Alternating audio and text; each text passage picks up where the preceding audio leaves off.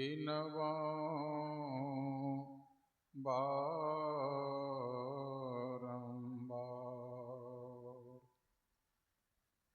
नित्य अर्चनीय वंदनीय सदा सर्वदा विराजमान परम आराध्य सदगुरु महाराज के पावन श्री चरणों में कोटि कोटि प्रणाम।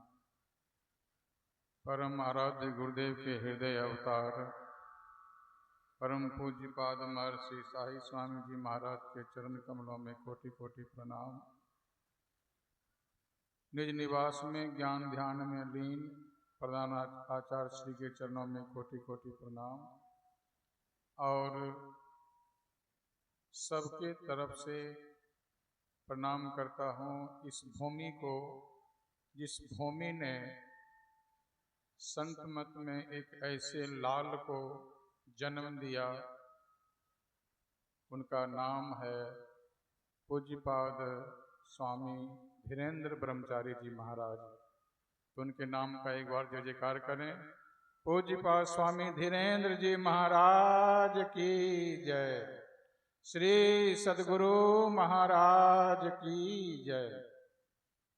सज्जनों, हर एक जितने भी यहाँ आए हैं और जहाँ भी हैं, सनातन धर्मावलंबी किसी न किसी की पूजा जरूर करते हैं। चाहे माँ दुर्गा की पूजा करो, चाहे माँ काली की पूजा करो, गणेश भगवान की पूजा करो, विष्णु भगवान की पूजा करो, कृष्ण भगवान की पूजा करो, जिनकी भी किन्हीं की पूजा जरूर करते हैं। क्या आपने कभी सोचा कि जिनकी पूजा हम कर रहे हैं, करते आ रहे हैं, हमारी पूजा से देवी देवता और भगवान सब खुश हुए हैं कि नहीं हुए हैं? क्या पहचान? कुछ तो पहचान होनी चाहिए। संतों ने कहा हमारी पूजा पाठ से देवी देवतागण भगवान जितने भी हैं प्रसन्न तब माने जाएंगे जब आपको जीवन में सत्संग मिलेंगे। माँ काली प्रसन्न हुई रामकृष्ण परमहंस के ऊपर, तो क्या उनको दिया? संतों का दर्शन करा दिया। माँ दुर्गा जब प्रसन्न हुई तो क्या दिया? सदाशिव मुनि को आत्मबोध करा दिया, संतों का दर्शन करा दिया। और स्वयं हनुमान जी कहते हैं प्रभु ने मुझे इतना बड़ा दिया, इतना बड़ा दिया। क्या दिया? धन्य धन्य मैं धन्य अति, यद्यपि सब विधिहीन, निज जन जानी राम मोहि, संत समागम दीन। जब आपको जीवन में सत्संग मिल जाएगा तो समझो कि भगवान ने या देवी देवता ने आपको अपना जन माना, अपना भक्त माना। अगर सत्संग नहीं मिला है तो आपकी पूजा पाठ से अभी तक प्रसन्न खुश नहीं हो पाए। इसलिए निज जन जानी राम मोहि। और गोस्वामी जी ने कहा परमात्मा जब दया करते हैं तो क्या देते हैं? जब द्रवहि दीन दयाल राघव, जब दया करते हैं परमात्मा तब क्या देते हैं? संतों की संगति देते हैं। क्या? साधु संगति पाइए। बहुत लोग कहते होंगे कि सत्संग ध्यान करने से बहुत धन संपत्ति मिलता है, धन संपत्ति से घर भर जाता है, तो नौकरी चाकरी बहुत सारा सुख सुविधा सत्संग से। लेकिन गोस्वामी तुलसीदास जी इस बात को कम मानते हैं। उनका कहना है कि सुत दारा और लक्ष्मी पापी को भी होए। आप अपना गांव घर में देख रहे हैं, कभी सत्संग का नाम नहीं, कभी ध्यान का नाम नहीं, कभी भगवान का नाम नहीं, लेकिन धन संपत्ति से बहुत भरा हुआ घर है एकदम। सुत दारा और लक्ष्मी पापी से पापी को भी होए। लेकिन संतों का मिलना और परमात्मा का भजन कर पाना यह क्या है? संत मिलन और हरि भजन। ये तुलसी दुर्लभ दो, ये दोनों दुर्लभ है। और ये दोनों कैसे मिलते हैं? तो परमात्मा की कृपा से मिलते हैं। इसलिए परमात्मा की कृपा से सत्संग, ध्यान और आगे सब कुछ मिलते हैं। इसलिए गोस्वामी जी कहना पड़ा, मति कीरति गति भूति भलाई, जब जही जतन जहां जही पाई, सो जानव सत्संग प्रभाव।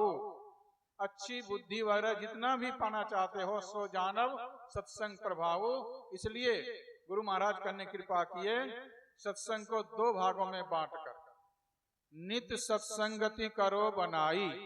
क्या? अंतर बाहर दो विधि भाई, धर्म कथा बाहर सत्संगा और अंतर सत्संग ध्यान अभंगा। बाहरी जो कथा प्रसंग सुन रही है बाहरी सत्संग है, और आंतरिक सत्संग क्या है? ध्यान करना, सत्संग करना बाहरी, और आंतरिक ध्यान। ध्यान क्या है? इस जीवात्मा को परमात्मा में ले जाकर मिलाना। इस शरीर में सत क्या है? इस शरीर में सत एकमात्र कौन है? तो आत्मा ही सत है।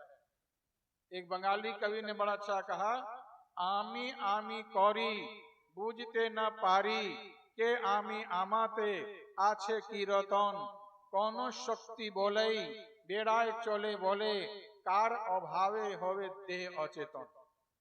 कार अभावे होवे, किसके अभाव से शरीर अचेतन हो जाता है? न सुनता है, न देखता है, न खाता पीता, जो सोता जागता कुछ नहीं। कार अभावे होवे देह अचेतन। तो कहा, देहे माझे आछी प्राणेरी संचार।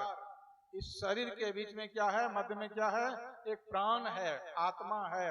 तहा तेई बोले, जब तक इस शरीर में आत्मा है तब तक कहेंगे तहा तेई बोले, आमी बा अमार, ये मेरा है, ये हम लोगों का है, आपका है। और प्राणों भाव गेले, सब कुछ प्राण जब निकल जाए, चांचल्यो मेटे, शरीर की चंचलता चली जाती है। केवाकार कोथाए रोवे धन जौन। केवाकार इसका कहाँ पर? धान जान आदमी रोते रह जाते हैं और कुछ नहीं सुनने वाले हैं। इसलिए इस शरीर के अंदर में क्या है? प्रधान है, तो आत्मा ही प्रधान है और आत्मा ही सार है। इस आत्मा को परमात्मा में मिलाना। तो हमारी आत्मा कहाँ है? शरीर में काम क्रोध इत्यादि के बीच में पड़े रहने पर कहाँ पर है? गुरु महाराज ने कृपा किए, यह जीवात्मा कहाँ है? कहा, खोजो पंथी पंथ तेरे घट भीतरे, तू अरो तेरो पीव भी घट ही भीतरे।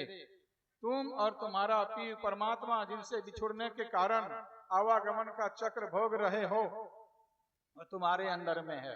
कहाँ है? किस जगह में है? गुरु महाराज करने कृपा किए, सभी कान खोल करके सुनिए। कहीं बाहर में नहीं, पहले भीतर में।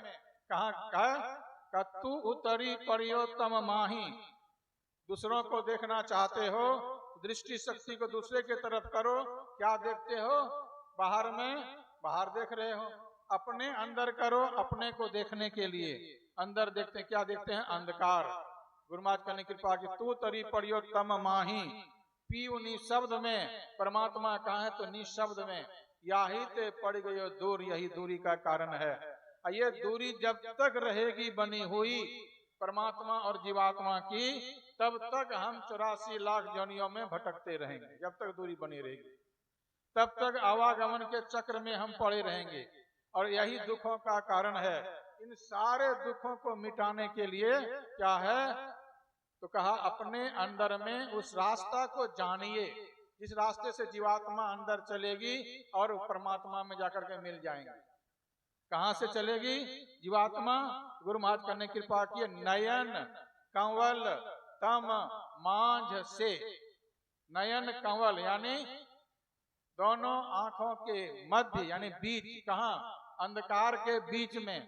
इसलिए आंख बंद करते हैं तो शुरू से ही देखिए, मानस जप में भी, मानस ध्यान में भी किसको देखना चाहिए? ख्याल कहाँ रखना चाहिए? मानस जप में ख्याल रहना चाहिए। और देखना चाहिए कहाँ? गुरु महाराज इशारा किए हैं, देखना चाहिए कहाँ का, दृष्टि अड़े सुषमन में तब मन मगन हो भजन में।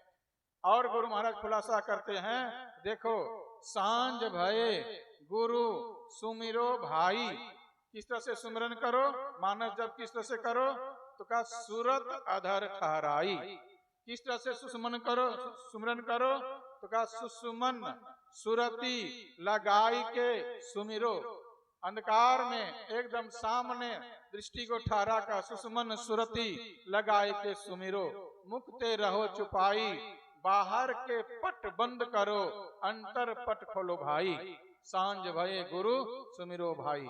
इस तरह से मानस जप में भी दृष्टि साधन है, मानस ध्यान में भी दृष्टि साधन का कायदा छिपा हुआ है। अगर इस तरह से मानस जप रहेगा, मानस ध्यान रहेगा, तो दृष्टि साधन करना आसान क्या होगा।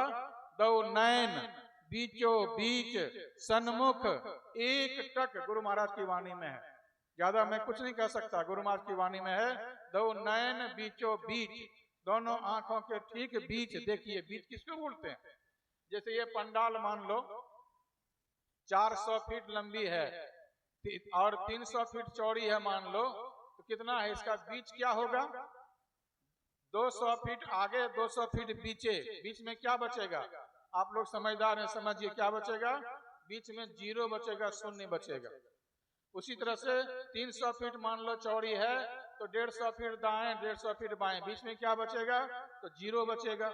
उसी तरह से ईड़ा और पिंगला के बीच, ठीक बीच में सामने देखना, बीच का स्थान क्या है, न लंबाई है, कि लंबाई अलग है लेकिन उसका स्थान मात्र है और कोई परिमाण नहीं है, इसलिए वहां देखना है कहाँ, अर्ध ऊर्ध और दाएं बाएं पिछू, ये 5 दिशा को छोड़कर षष्ठ बीचों बीच एकदम सामने देखना, षष्ठ बीचों बीच एक निशान दृष्टि की लागी, वहां देखना चाहिए। और यह भी देखना चाहिए कि हम जो संत मत में दाखिल हुए हैं, शामिल हुए हैं, हमारे दृष्टि साधन सही सही हो रहा है कि नहीं हो रहा है, यह भी समझना चाहिए। जैसे आप रात रात चलना शुरू किए, रात्रि का अंत हो रहा है कि नहीं हो रहा है, इसकी क्या पहचान है। जब आप देखेंगे कि एक दिशा में अंधकार का रंग बदल रहा है, तब कहेंगे हाँ लगता है यही पूरब दिशा है और इधर ही सूर्य उदय होंगे। उसी तरह से जब साधक दृष्टि योग की क्रिया करते हैं और सही सही हो रहा है कि नहीं हो रहा है, इसकी क्या पहचान है, तो कहा अंधकार का रंग जब बदलने लगे, बदल कर कैसा बदलने लगे, गुरु महाराज की वाणी में है, पीली नीली लाल सफेदी स्याही सन्मुख आता है। ये पीली नीली 5 प्रकार का रंग जब फटने लगे, दिखाई पड़ने लगे, तो साधक समझे कि दृष्टि योग की क्रिया हमारी सही सही हो रही है। और कहां से आता है, स्याही सन्मुख अर्थात सामने से।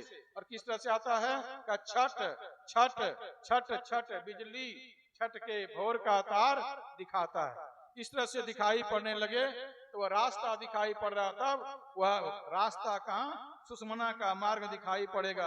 और सुषमना का मार्ग दिखाई पड़ेगा तब सुषमना में प्रवेश कौन करेंगे, कौन कौन प्रवेश करेंगे, तो गुरु महाराज करने कृपा किए, मन सह चेतन धार सुरत ही केवल पैठ सके जामे।